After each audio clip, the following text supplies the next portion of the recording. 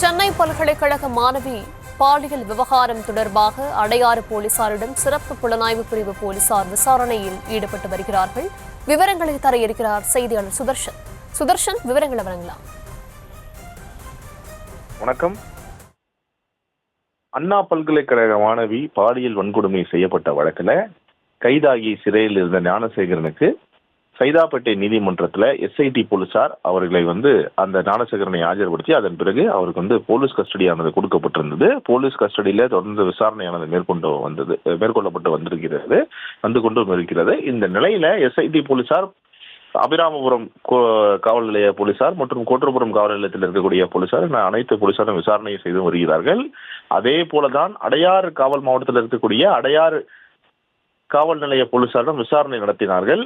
அந்த விசாரணையில கிட்டத்தட்ட ஒரு 6 பேரிடம் அந்த காவல் நிலையத்தில் பணியாற்றக்கூடிய காவலரிடம் விசாரணை நடத்தப்பட்டது. அதன் பிறகு யாரெல்லாம் ஞானசேகரனோட தொடர்புல இருந்தாங்களோ, நெருங்கிய தொடர்புல இருந்தாங்களோ, ரெகுலர் கான்டாக்ட்ஸ்ல இருந்தாங்களோ, யாரெல்லாம் ரெகுலர் கால் ரெஜிஸ்டர்ல ஞானசேகரனுடன் அவர்கள் இருந்தார்களோ அவர்களுடைய செல்போன்கள் 6 பேருடைய காவல் நிலைய காவலர்களுடைய அடையார் காவல் மாவட்டத்துல அடையார் காவல் நிலைய காவலர்களுடைய 6 பேருடைய செல்போன்கள் சிறப்பு புலனாய்வு குழு அதிகாரிகள் பறிமுதல் செஞ்சிருக்காங்க.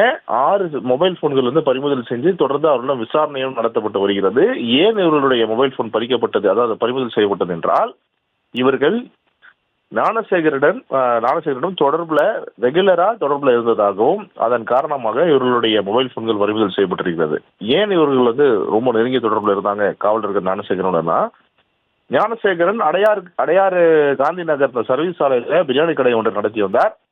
அந்த பிரியாணி கடையை நடத்தி வந்த ஞானசேகருடன் காவலர்கள் ரெகுலரா அவரிடம் இப்ப கான்டாக்ட்ல இருந்து பேசிக்கிட்டு அவரிடம் இந்த பிரியாணியை வாங்குவதும் அங்க சாப்பிடுவதும் ரெகுலரா இருந்ததுனால இவர்கள் ரெகுலர் கான்டாக்ட்ல இருந்தாங்க என்று சொல்லப்படுகிறது.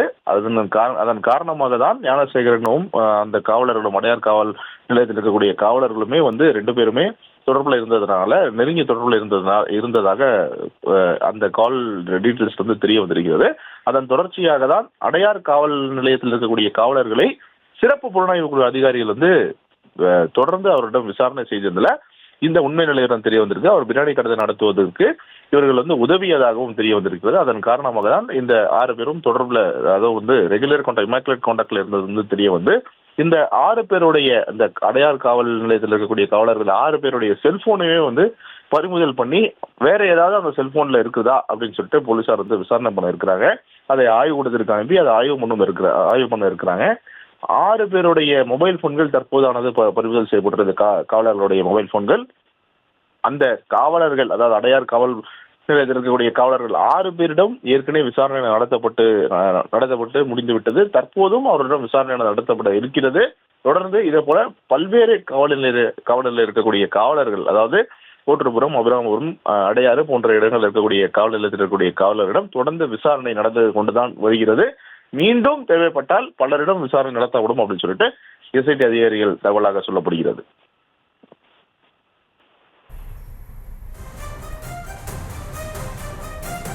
விவரங்களுக்கு நன்றி சுதர்ஷன்.